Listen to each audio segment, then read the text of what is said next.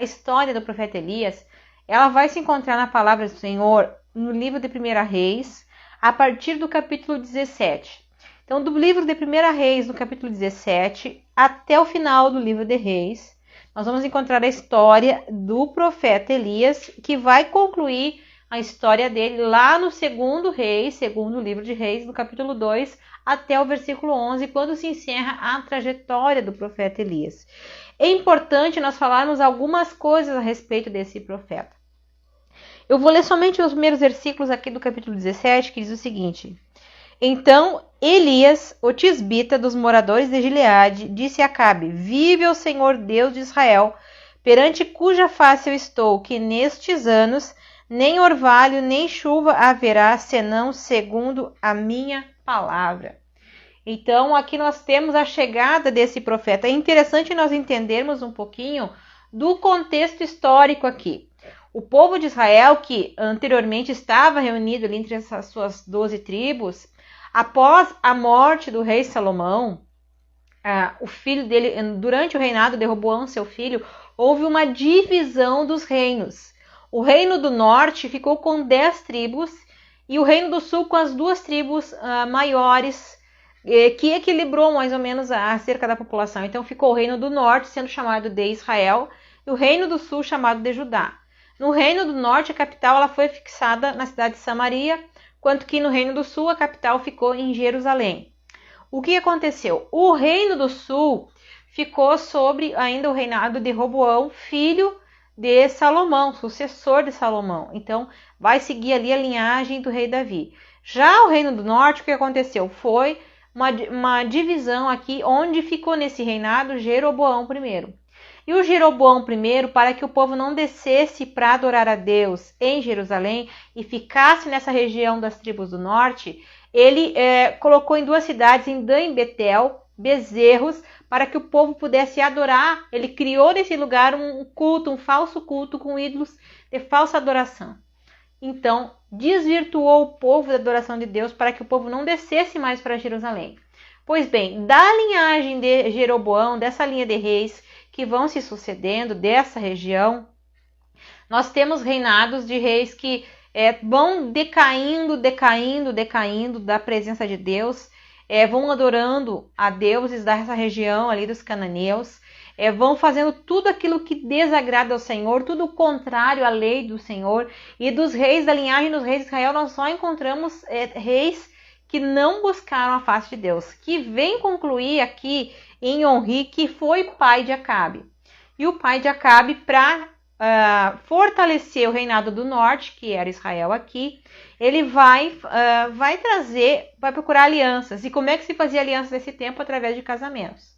Então ele vai propor uma aliança, então, aqui com os fenícios, fazendo um casamento do seu filho Acabe com Jezabel, que era a filha do rei Etbaal, que era o rei aqui de Sidom. O que acontece, então? A Jezabel, que foi preparada para ser uma espécie de uma sacerdotisa, Baal, tinha todo o culto a Baal, ela vai introduzir, ela vai trazer para o povo aqui de Israel, desse reino do norte, muito pior do que aquilo que eles já estavam ali cultuando os deuses. Ela vai trazer, ela vai instituir a religião ali, o culto a Baal à nação. Então ela vai perseguir os profetas do Senhor, ela vai mandar matar os profetas, vai ser uma grande perseguição.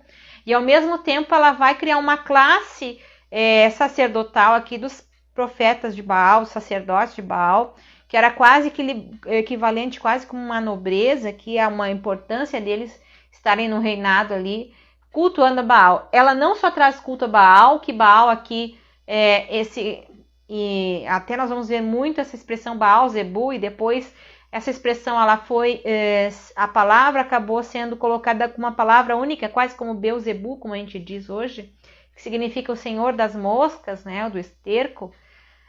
Baal significava o senhor deles, ele era o deus da chuva, da fertilidade, das plantações, e junto com ele também se cultuava Azerá ou Astarote, também desse culto que foi introduzido por Jezabel aqui no Reinado do Norte.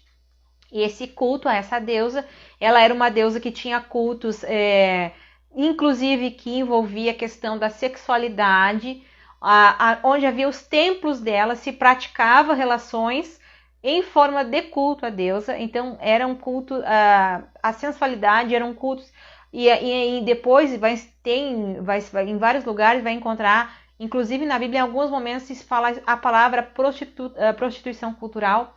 Essa prostituição cultural, na verdade, nada mais é que um culto onde haviam ali os sacerdotes, sacerdotisas que mantinham ali a prostituição como forma de culto aos deuses. Então isso foi toda a imundície que adentrou ali ao reinado do norte. Isso estava contaminado já no povo ali de Israel.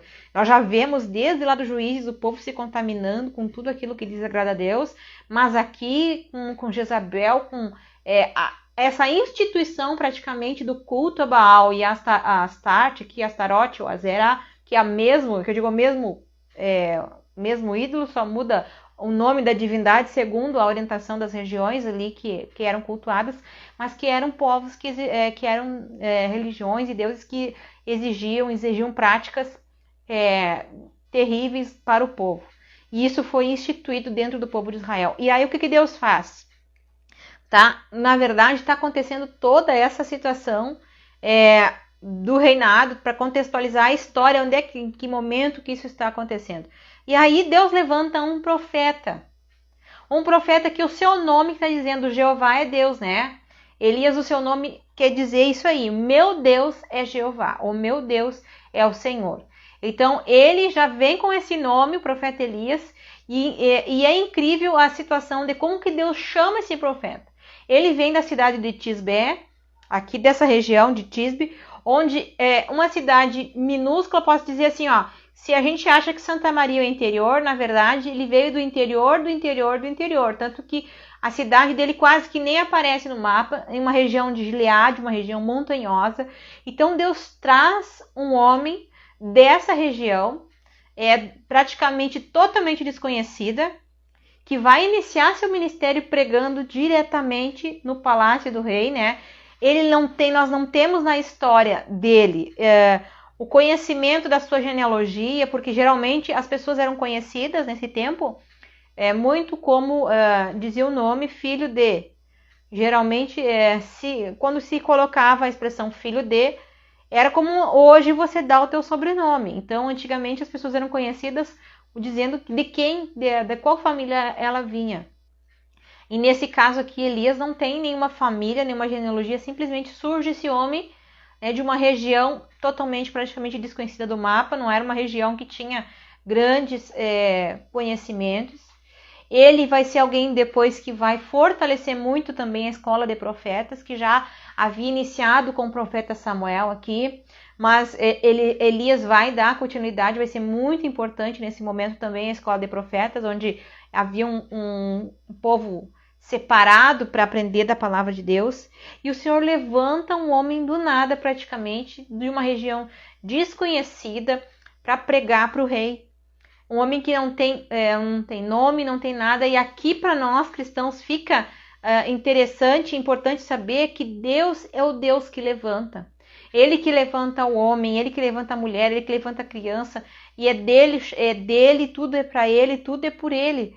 E aqui nós vemos Elias sendo levantado do nada, de um lugar onde ninguém ouvia falar, porque Deus só usa pessoas que realmente são colocadas na sua mão e que não são aqueles que querem estar à frente de Deus ou que querem tomar a fama de Deus. Mas Elias vem aqui colocando quem é como Deus, né? Como é que é o nome do Senhor? É esse Deus que chama o homem do nada, é esse Deus que chama aquilo que não existe já para a existência. Esse homem que vem de lugar praticamente desconhecido, alguém que não tem uma fama, mas é alguém que está sendo chamado por Deus, para nos dizer que é Deus que levanta o homem para o seu chamado, é Ele que escolhe, é Ele que levanta. E em seguida nós vemos não só ele se levantando, mas ele vai profetizar logo para quem? Logo para o rei Acabe. Logo dentro do reinado, dentro do palácio, Deus levanta o profeta e vai colocar ele dentro lá do palácio, dentro da presença do rei, para profetizar. E ele vai profetizar logo algo para mostrar que o Senhor é Deus. Ele vai profetizar que até conforme ele voltasse a falar novamente, até conforme a sua palavra voltasse, ele falasse novamente, não haveria chuva e nem orvalho sobre a terra. Isso foi algo muito impactante, por quê? Porque já como Baal, ele era o deus da fertilidade, da chuva, do relâmpago, o momento em que o profeta diz, não haverá chuva sobre a terra, Deus estava dizendo que ele era Deus, por intermédio da vida do seu profeta, né? Que seu nome significa Senhor Jeová, o Senhor, meu Deus é Jeová. Ele estava dizendo o seu nome ali. Então Deus vem quebrar simplesmente ali aquela crença do povo em Baal, quando cerra os céus e não haveria chuva.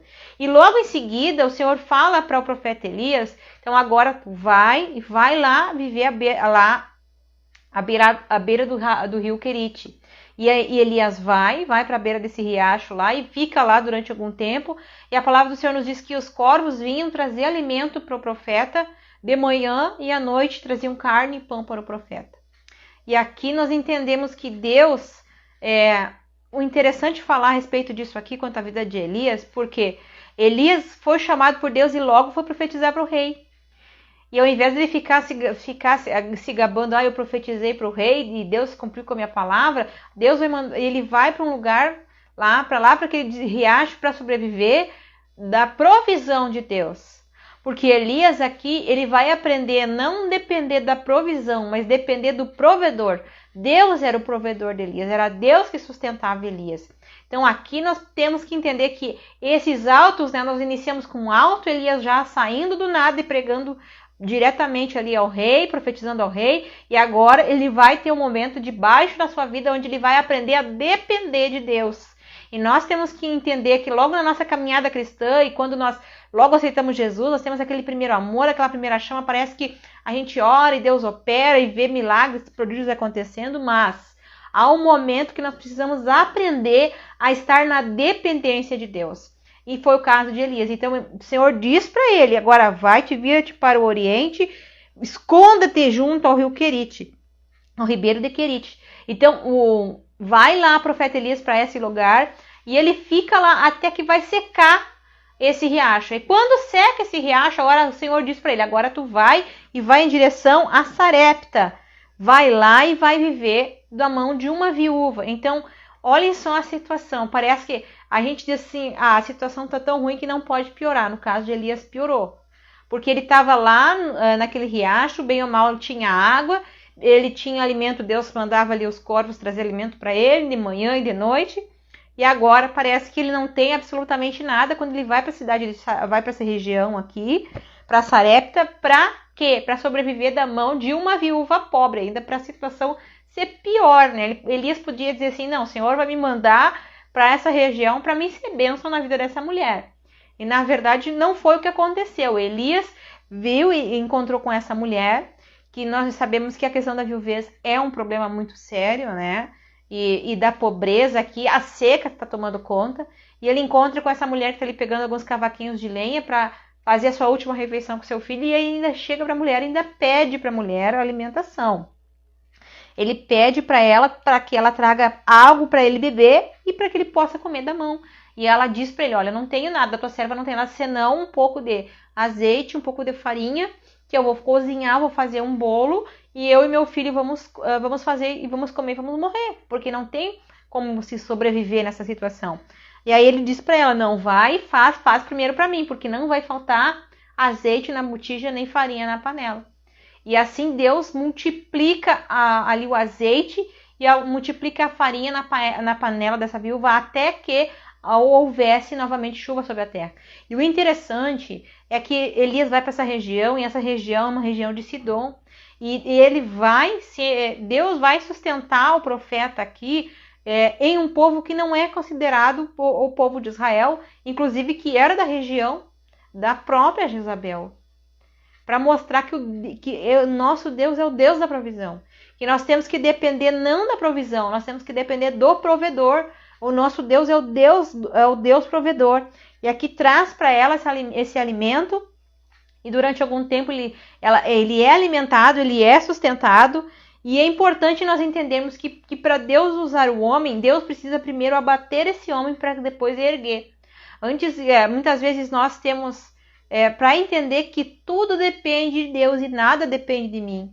Quando o profeta aqui profetizou perante o rei que não haveria chuva, segundo a sua palavra, ele começa lá nos holofortes, mas aí Deus manda ele lá para aquele ribeiro se esconder, e aí ele fica lá, depois o sustenta lá, e Elias vai aprender a depender do Senhor, vai aprender a depender do provedor aqui, e agora ele vai então para essa região Sarepta, vai depender dessa viúva que não tinha nada para ela, mas que agora o Senhor também continua dando para eles a provisão. E assim nós temos que aprender a depender do nosso Deus. Depender não da provisão, não daquilo que nosso Deus nos dá, mas desse Deus provedor que sabe de todas as coisas. Então, isso é muito importante nós entendermos que Deus primeiro precisa trabalhar na nossa vida.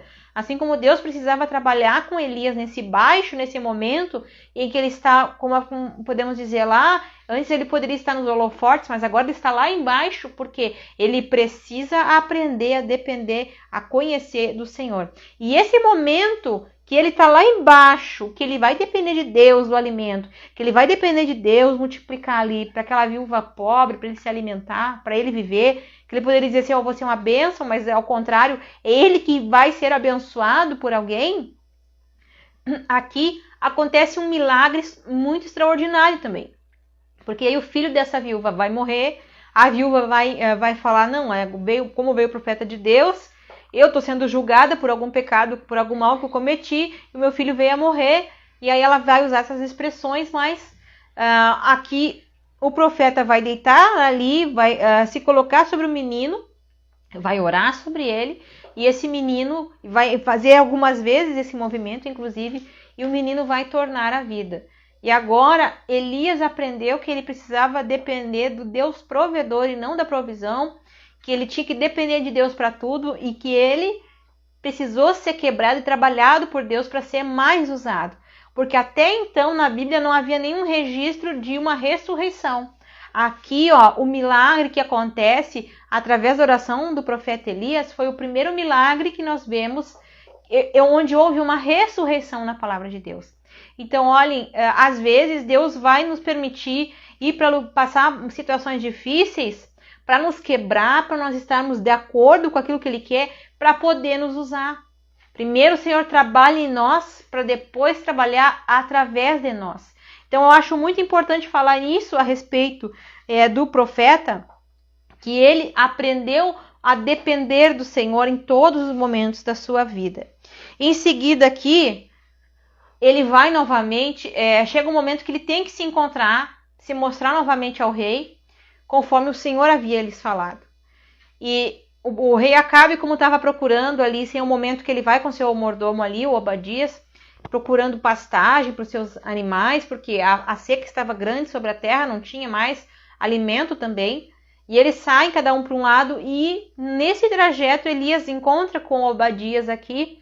E o Obadias, ele tem grande temor, por quê? Porque o Obadias, eu já havia falado isso, tem uma live que eu fiz no meu perfil, que eu conto a história de Obadias. Obadias, ele era um mordomo aqui do rei Acabe, mas ele era alguém que temia o Senhor desde a sua mocidade, era alguém que tinha um temor de Deus, era alguém que conhecia a palavra de Deus.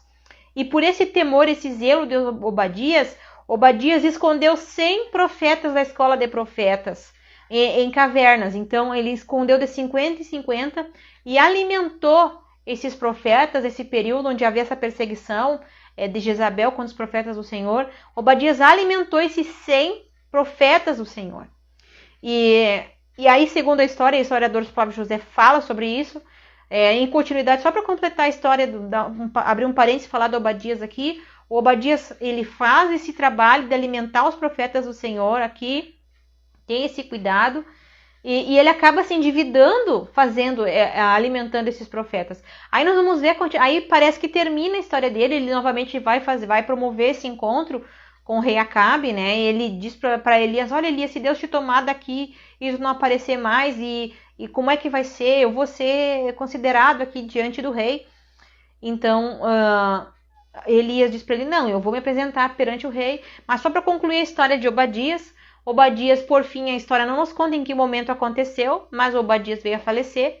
E nós vamos encontrar a história dele, a continuidade, lá no segundo livro de Reis, com aquela viúva que vai pedir para o profeta Eliseu ali, pedir para ele, por quê? Porque o seu marido temia Deus, e ela começa a história ali contando que o seu marido temia Deus, e agora os seus filhos iam ser levados como para ser vendidos como escravos em função de uma dívida.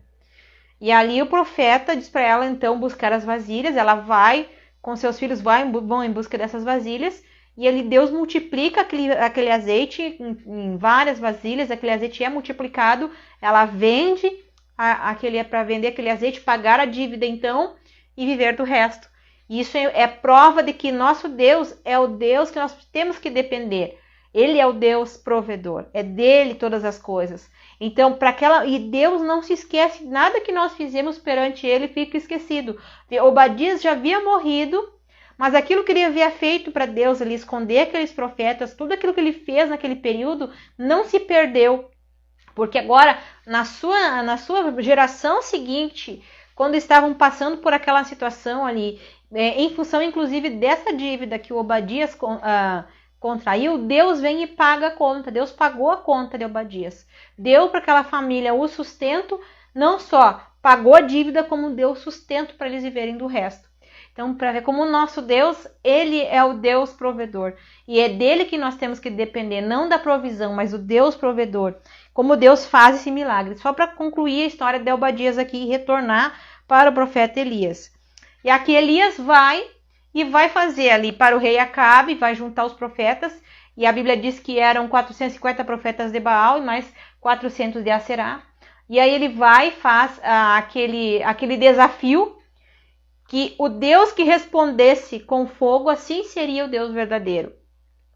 E ele faz aquela proposta, que eles façam um holocausto, cada um faça o seu sacrifício, e o Deus que respondesse era o Deus verdadeiro. E eu acho espetacular a confiança do profeta Elias em Deus, naquilo que ele fala para os profetas, e aí os profetas de Baal vão passar o dia se clamando, e daí quando se cortando, se retalhando, que isso é muito comum dessa cultura aqui, e clamando a Baal, e nada acontece, e o profeta chega a um ponto de ser irônico até, de dizer, clamem mais alto, falem mais, chamem mais, quem sabe ele está dormindo, está viajando, continuem clamando, e aqui os profetas de Baal vão clamar, e claro que não haveria resposta.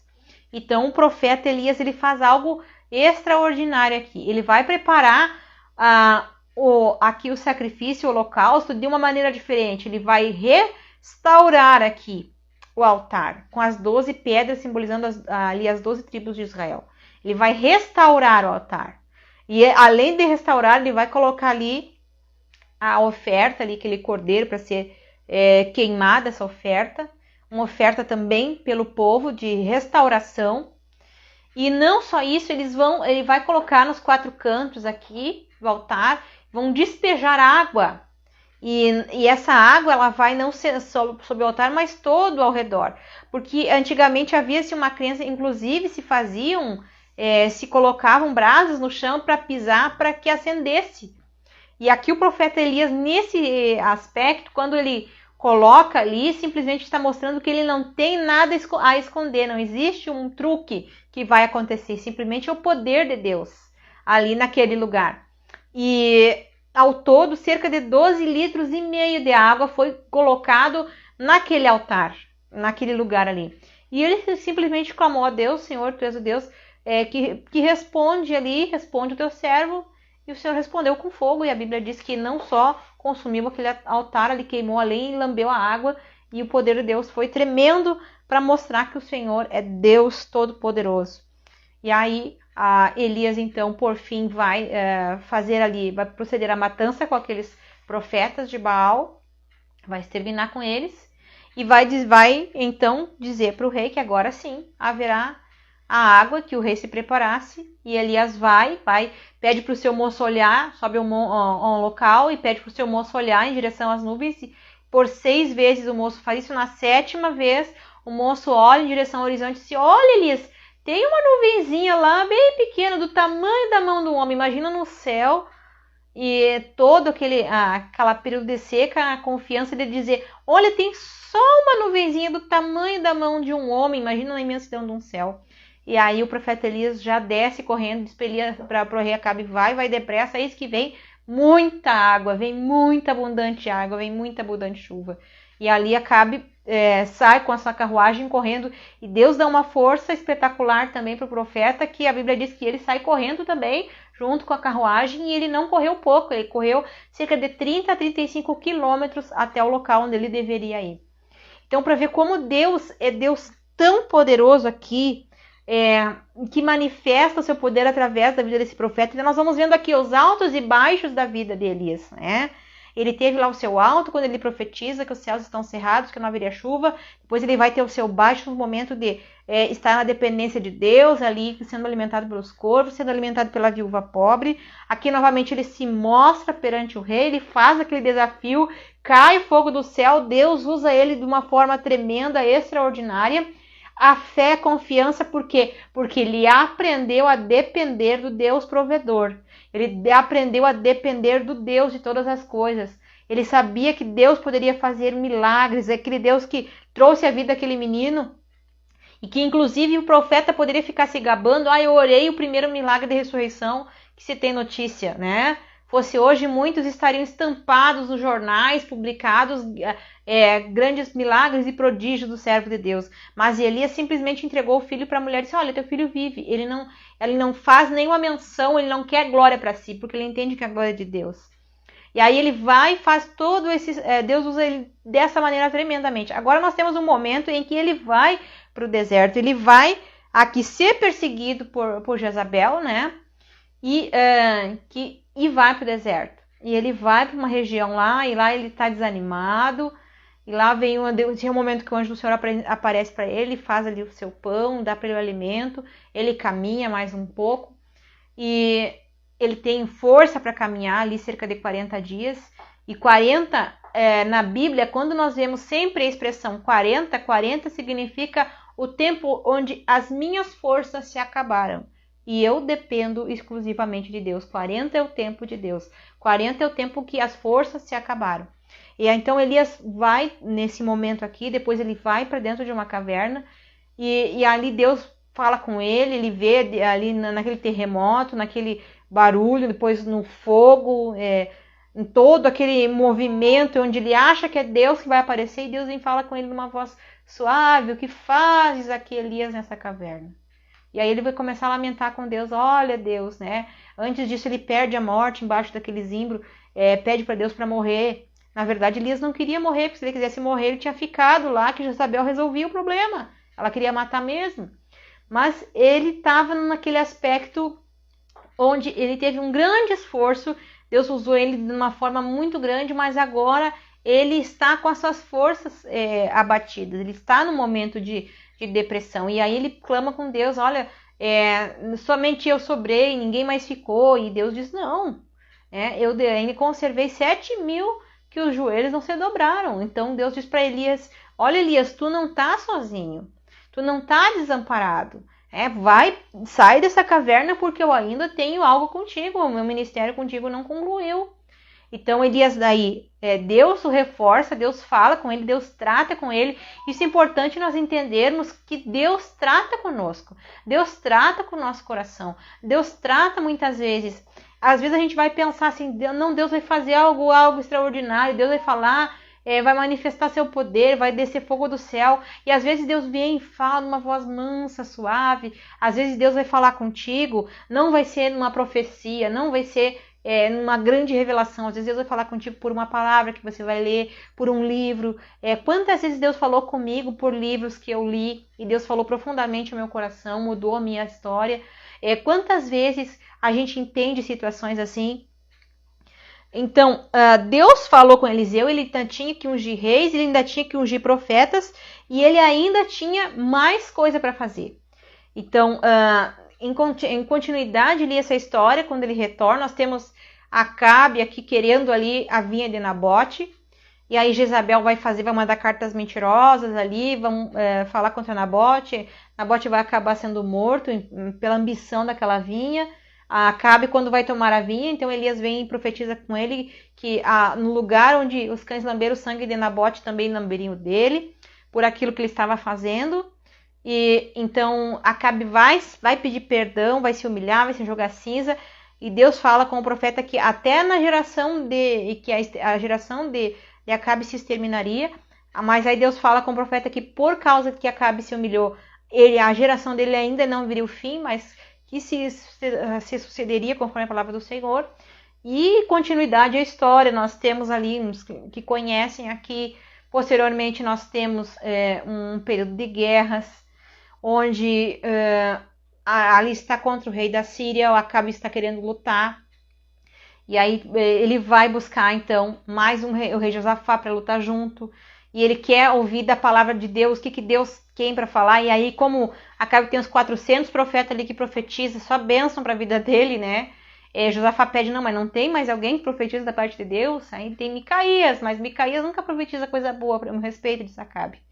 E aí Micaías profetiza que não teria vitória, não teria êxito essa batalha.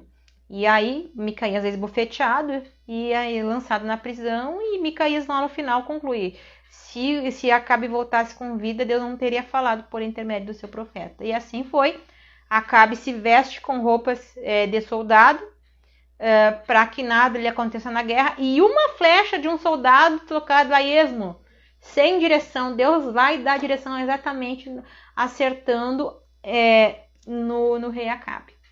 E aí se cumpre a palavra do Senhor, que depois, onde ele morre, aí quando vai ser lavada a carruagem dele, onde caiu o sangue dele, os cães lambem aquele sangue aonde o profeta havia falado. Por fim, Jezabel também, ela é empurrada, vem logo em seguida é atropelada, e os cães vão comer as suas carnes também, conforme o profetizado pelo profeta Elias.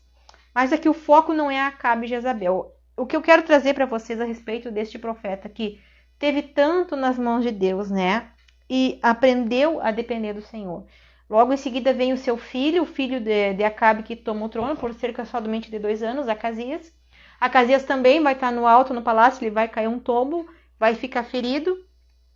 E nesse momento onde ele está machucado, ele vai mandar para o sacerdote saber se ele vai se recuperar. E no caminho, quando eles estão indo buscar, Elias diz para eles: olha, nem retorne, pode dizer que do leito que ele subiu ele não vai descer. E aí, quando os mensageiros trazem para o rei Acasias, eles perguntam como é que estava vestido. Estava vestido de pelos e cinto de couro. É Elias. E aí manda lá o capitão com seus 50 para buscar Elias. E aqui novamente nós temos um poder de Deus na vida de Elias tremendo, né? Que quando aquele capitão chega com seus 50 para buscar o homem de Deus, e Elias disse: eu sou homem de Deus, desça fogo do céu e consuma tu e teus 50. E por 2 vezes isso acontece, vem um segundo, faz a mesma coisa, desce fogo do céu, até que um terceiro, por misericórdia, vem, se humilha perante Elias. Elias vai e profetiza, e de fato aquilo que Elias profetizou se cumpriu. E Elias segue então, deixando o seu sucessor Eliseu. E a Bíblia nos mostra lá no capítulo 2, por fim, que ali quando ele lança a sua capa, se abre o rio, ele passa o rio a seco, e Eliseu está juntamente com ele. Logo após passagem, então vem ali aquela carruagem de fogo, e Eliseu pede para ele porção dobrada. E aqui porção dobrada não é que ele queria ter todo o poder de Elias. Porção dobrada geralmente era algo que se reclamava, porque o filho primogênito ele recebia a porção dobrada da herança. Então, na verdade, Eliseu estava reclamando o direito de primogenitura, o direito da herança de Elias. E ali Elias diz: dura coisa me pediste, então se tu chegar ao final e contemplar, tu vai receber. E assim foi. Elias foi levado então num redemoinho aos céus, não provou a morte, e um homem que veio do nada, e o Senhor o recolheu de uma forma extraordinária. Mas nessa noite o que eu quero falar para você é que a vida do cristão, muitas vezes, ela tem altos e baixos.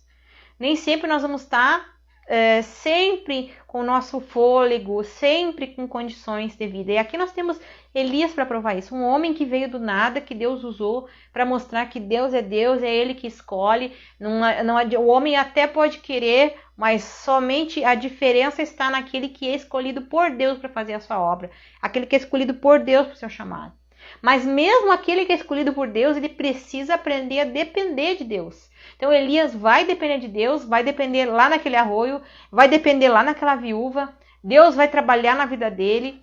Ele vai ser usado tremendamente aqui com poder, com glória, com unção, para descer fogo do céu na sua vida. Mas tem momento na vida de Elias que Elias vai parar lá na caverna. Que Elias vai pedir a morte, não que ele quisesse morrer. Muitas vezes nós estamos numa situação assim.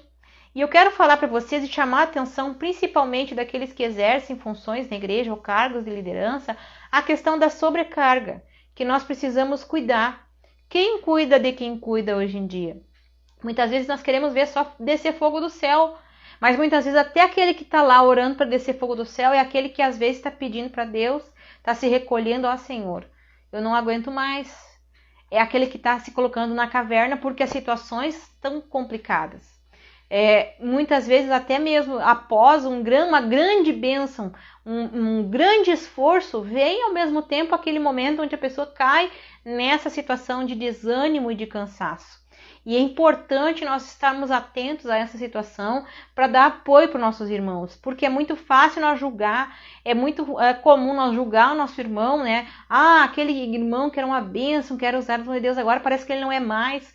Mas muitas vezes esse irmão está precisando da nossa ajuda, ele está na caverna, e quando se está na caverna, Deus não trata da caverna com as pessoas do modo como nós pensamos ali, como um terremoto, como esse momento ali, como algo, como aquele vento embetou. Não, Deus trata de modo suave, Deus trata de modo calmo, Deus trata com voz tranquila, Deus trata trazendo alimento. E é isso que nós precisamos entender, que nem todos nós vamos estar sempre descendo fogo do céu. Às vezes nós vamos encontrar momentos em que nós estamos na caverna. Às vezes é momentos que nós precisamos de uma palavra de alguém de ânimo, uma palavra de conforto, uma palavra de carinho, uma palavra para dizer, olha, vem, eu te ajudo, vamos caminhar junto, vamos sair dessa situação. Porque todos nós cristãos somos vistos, né? Estamos nesse mundo, mas estamos sujeitos a falhas, a situações difíceis, a passar por algum problema, algum intempérie, um problema de saúde. Hoje em dia tem principalmente dos profissionais que atendem muito com relações humanas, atendem muito ao público, como professores, área de enfermagem. Inclusive, eu acredito que dentro dessa área da igreja também, quando se atende muito, existe uma síndrome chamada síndrome de Burnout. Essa síndrome, ela acontece quando a pessoa tem muitas vezes um esforço muito grande, ela tem um esforço muito grande em uma área e chega num ponto em que ela chega num ponto de estafa. Ela cansa, não que ela cansa a pessoa, ela tem que ser forte todo o tempo. Ela teve um grande momento, ela teve um esforço muito grande durante muito tempo e ela chega num tempo onde ela chega a se ficar até mesmo em depressão. Ela fica nessa situação, mas nós precisamos acolher essas pessoas, auxiliar, e até mesmo quando isso acontece conosco, entender que o nosso Deus, Ele é o Deus que está conosco, está aqui falando com uma voz suave, está aqui, não está ali dando força, dando apoio, dando alimento, dando coragem, para entender que quando chega o momento ali, quando chega o tempo de 40, quando acaba nossas forças, Deus vem para nos fortalecer. Deus vem para dizer que a obra não terminou, que o trabalho não terminou, que o chamado não acabou, que o sonho não morreu, que ainda tem muita coisa pela frente. Foi isso que Deus fez com Elias. Quando Elias achou que o ministério dele estava no auge, que agora tinha acabado, Deus vem, trata Elias e diz, agora sim, Elias, agora tu ainda tem serviço para fazer, tu tem que ungir rei, tu tem que ungir profeta, tu tem que continuar fazendo aquilo que eu tenho colocado na tua mão. E muitos de nós hoje talvez se encontrem em situações assim. Talvez você que está me escutando, se Deus trouxe ao meu coração é porque eu creio que alguém está aí ouvindo, precisa dessa palavra. Quem sabe você que já fez algo na mão de Deus.